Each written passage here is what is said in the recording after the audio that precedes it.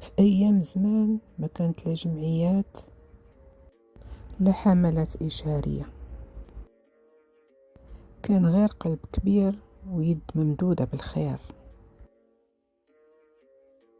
جيران الحومة كانوا كيتسابقوا شكون يوصل قفة رمضان قبل الآخر،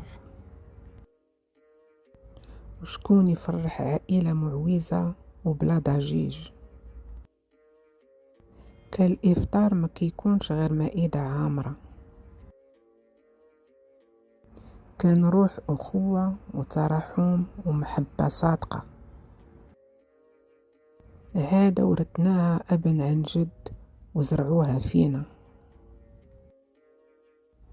والحمد لله مازال الخير باقي، ومازال في قلوب الناس نبض ديال زمان. رمضان كان ومازال شهر الجيرة وشهامة الرجال ودفء القلوب.